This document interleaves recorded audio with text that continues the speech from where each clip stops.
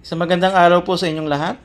Muli tayo magtatalakay ng verse of the day from the book of Jeremiah chapter 17 verse 7. Sabi dito, "Blessed is the man who trusts in the Lord, whose trust is the Lord." Salamat sa salita ng Panginoon. So dito sa talatang ito kasama yung iba't ibang kasabihan sa kabanatang ito. Ngunit ang sinabi ni Propeta Jeremias, kung sila'y magtitiwala sa Panginoon, so called blessed dahil sila ay tatawaging mapalad.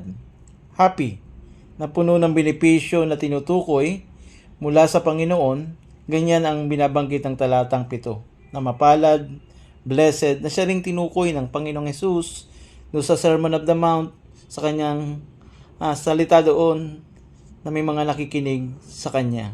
At sinong mapalad? Sabi doon sa talata, is the man who trusts in the Lord.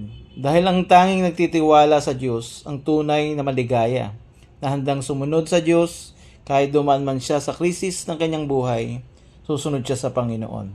At ang kanyang buong pagtitiwala ay hindi sa tao kundi sa Panginoon.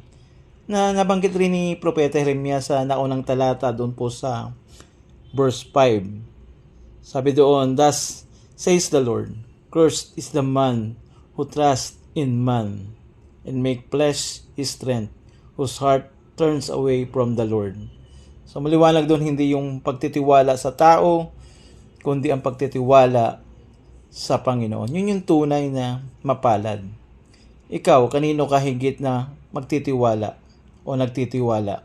Nawa matutunan natin magtiwala sa Diyos, anumang ating mga pagsubok na dinadaanan, kahirapan, o krisis ng buhay mo.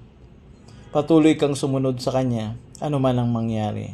At kung hindi mo pa kilala ang Panginoon, kilalanin mo siya sa iyong buhay at simulan mo magtiwala sa Panginoon.